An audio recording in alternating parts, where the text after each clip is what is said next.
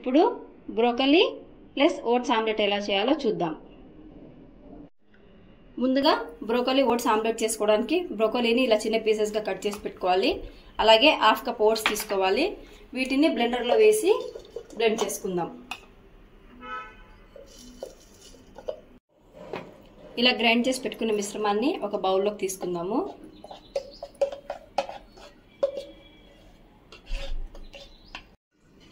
ఈ మిశ్రమంలోకి 2 ఎగ్స్ని యాడ్ చేసుకుందాము. బాగా మిక్స్ చేసుకుందాం. అలాగే దీంట్లోకి కొంచెం పెప్పర్ పౌడర్, కొంచెం సాల్ట్ యాడ్ చేసుకుందాం. ఈ మిశ్రమాన్ని ఒక 2 మినిట్స్ బాగా మిక్స్ చేసుకోవాలి. ఎగ్స్ అలాగే బ్రోకలీ బ్యాటర్ ఉంది కదా, ఇది బాగా మిక్స్ అవ్వాలి. స్టవ్ ఆన్ చేసుకొని కొంచెం ఆయిల్ గ్రీస్ చేసుకున్నాము. దీని మీద మనం మిక్స్ చేసి పెట్టుకున్నాం కదా, ఈ బ్యాటర్ని ఆమ్లెట్ లాగా వేసుకుందాం. ఎంత వీలైతే అంత స్ప్రెడ్ చేసుకోండి. పక్క బాగా కాలింది. ఇప్పుడు రెండో పక్కకు తిప్పుకుందాం. ఇలా రెండో పక్క ఫ్లిప్ చేసుకున్నాం కదా, రెండు పక్కల స్టవ్ మీడియం ఫ్లేమ్లో పెట్టుకొని ఆమ్లెట్ బాగా కాలేంత వరకు నిదానంగా కాల్చుకోవాలి. విరిగిపోయింది పక్క. చూడండి, మనకి ఆమ్లెట్ రెండు పక్కల బాగా కాలింది. ప్లేట్లోకి సర్వ్ చేసేసుకుందాం. వేడి వేడి బ్రోకలీ ఓట్స్ ఆమ్లెట్ రెడీ. దీన్ని మామిడి చట్నీతో సర్వ్ చేసుకోవాలి. ఇప్పుడు ఎగ్ కర్రీ ఎలా చేయాలో చూద్దాం. ఎగ్ కర్రీ చేసుకోవడానికి ముందుగా ఎగ్స్ ని బాయిల్ చేసుకొని ఇలా పీల్ ఆఫ్ చేసి పెట్టుకోవాలి. ఇప్పుడు స్టవ్ ఆన్ చేసుకుని కడాయి పెట్టుకోవాలి. కడాయిలోకి 3 స్పూన్స్ ఆయిల్ వేసుకుందాం. ఆయిల్ వేగింది. ఆయిల్లోకి కొంచెం ఆవాలు వేసుకుందాం. ఆవాలు చిట్టుపట్టలాడాయి కదా, దీంట్లోకి పెద్ద సైజ్ 2 ఆనియన్స్ కట్ చేసి వేసుకుందాం. ఆనియన్స్ బ్రౌన్ అయ్యేంత వరకు స్టవ్ మీడియం ఫ్లేమ్లో పెట్టుకొని కలుపుకుంటూ వేయించుకోవాలి. ఆనియన్స్ బాగా బ్రౌన్ గా అయ్యాయి కదా, దీంట్లోకి రుచికి సరిపడా సాల్ట్, కొంచెం పసుపు వేసుకుందాము. అలాగే 1 స్పూన్ అల్లం పేస్ట్ వేసుకుందాం. అల్లం పేస్ట్ పచ్చివాసన రాకుండా ఉండేంత వరకు బాగా వేయించుకుందాం.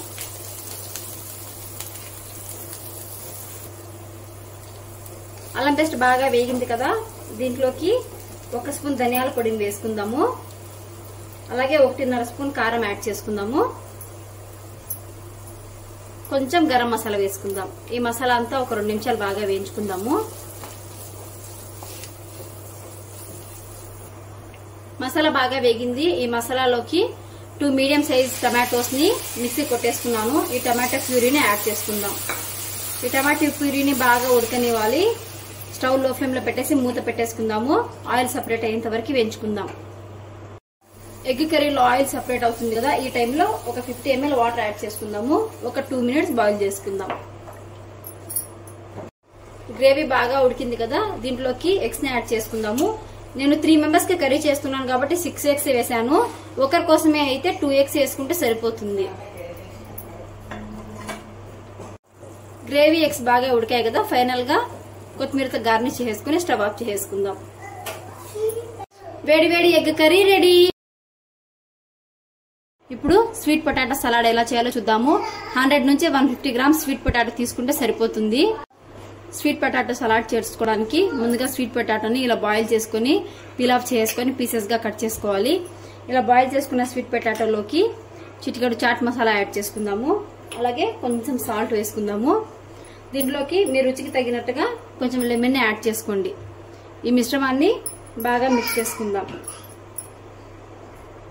Sweet potato salad ready. ముందుగా చపాతీ చేసుకోవడానికి 2 కప్స్ గోధుమ పిండిని తీసుకుందాము. ఈ గోధుమ పిండిలోకి రుచికి సరిపడా సాల్ట్ యాడ్ చేసుకుని బాగా మిక్స్ చేసుకుందాము.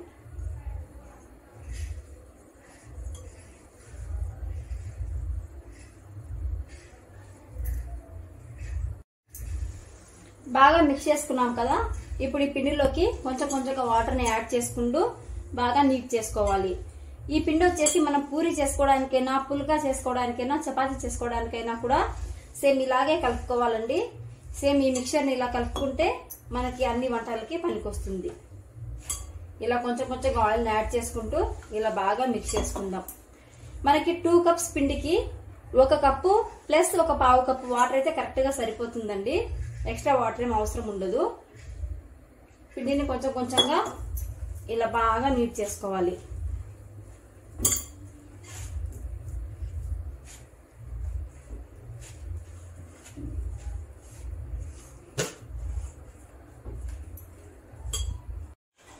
చూడండి పిండి ఎంత స్మూత్ గా బాగా అయిపోయిందో.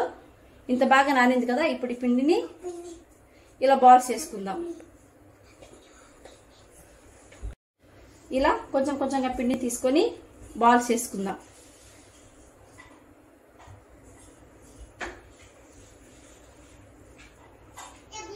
ఇలా పిండిని మొత్తం బాల్స్, ఇలాగే పిండిని మొత్తము ఇలా రౌండ్ గా బాల్స్ చేసుకొని పెట్టుకోవాలి. ఇప్పుడు చపాతీ చేసుకుందాం.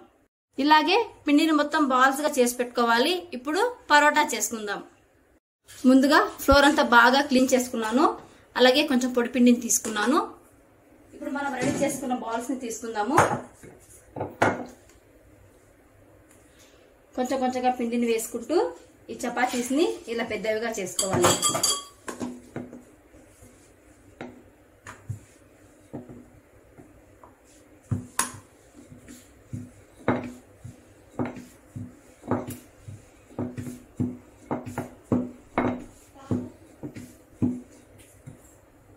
చూడండి ఈ సైజులో పిండిని ఇలా రుద్దుకున్నాం కదా. ఇప్పుడు ఒక ప్లేట్ తీసుకొని ఈ చపాతీ మీద ఉండే పొడి పిండిని అంతా ఇలా అనేసుకొని ప్లేట్లో పెట్టుకుందాం. ఇలాగే ఇంకో చపాతీని రుద్దుకుందాము. ఇలా అన్ని చపాతీస్ ని రెడీ చేసి పెట్టుకోవాలి.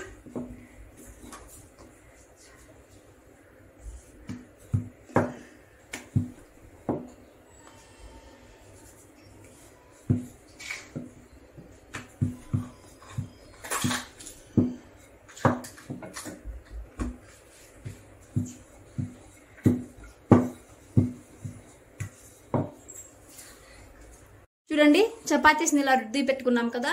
ఇప్పుడు కాల్చుకుందాం. ఇప్పుడు చపాతీ కాల్చుకోవడానికి స్టవ్ ఆన్ చేసి ప్యాన్ పెట్టుకున్నాము. హై ఫ్లేమ్ లో పెట్టుకుందాము. పెనం బాగా వేడెక్కిందండి. ఇప్పుడు ఈ పెనం పైకి మనం రుద్ది పెట్టుకున్న చపాతీని పెట్టుకుందాం.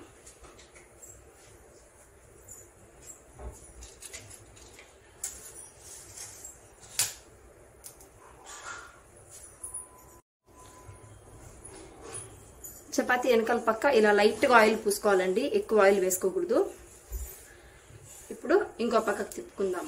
ఇలా తిప్పుకుంటూ చపాతీని కాల్చుకోవాలి. ఈ పక్క కూడా లైట్ గా ఆయిల్ వేద్దాం.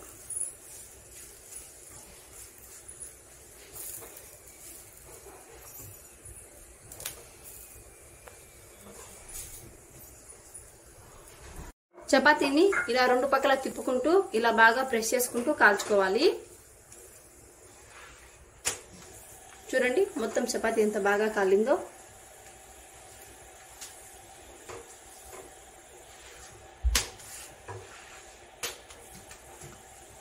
చూడండి చపాతీ బాగా కాలింది. ఇప్పుడు ప్లేట్లోకి సర్వ్ చేసుకుందాం. చూడండి పర్ఫెక్ట్ మెత్తని చపాతీ రెడీ. ముందుగా మష్రూమ్ కర్రీ చేసుకోవడానికి మసాలా పేస్ట్ ని యాడ్ చేసుకుందాము. అందుకోసము ఒక 10 గ్రామ్స్ ఎండు కొబ్బరి ఇలా సన్నగా తరుక్కొని వేసుకుందాము.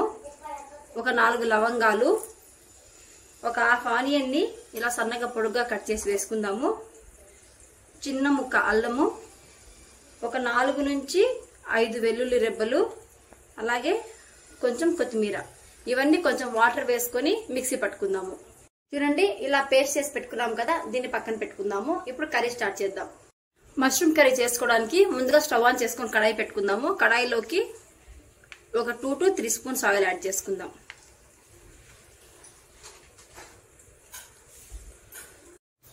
ఆయిల్ వేడెక్కిందండి. ఆయిల్లోకి కొంచెం ఆవాలు వేసుకుందాం. ఆవాలు బాగా వేగాయి కదా. ఇందులోకి కట్ చేసి పెట్టుకున్న ఆనియన్ వేసుకుందాం. అలాగే ఒక రెమ్మ కరివేపాకును వేసుకుందాం. ఆనియన్స్ గోల్డెన్ బ్రౌన్ కలర్ వచ్చేంత వరకు బాగా వేయించుకోవాలి.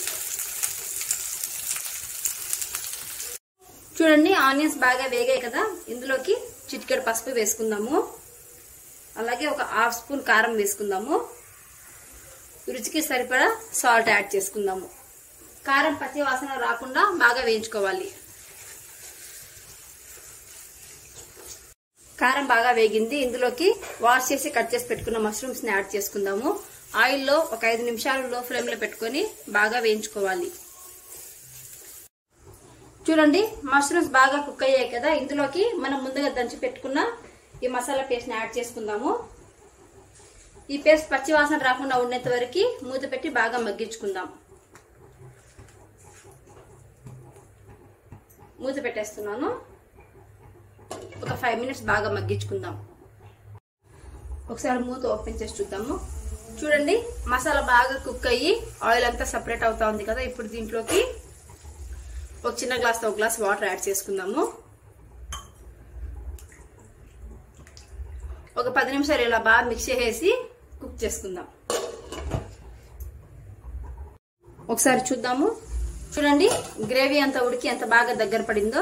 కొత్తిమీర యాడ్ చేసేసుకొని ఒకసారి బాగా కలిపేసుకొని స్టవ్ ఆఫ్ చేసేసుకుందాం.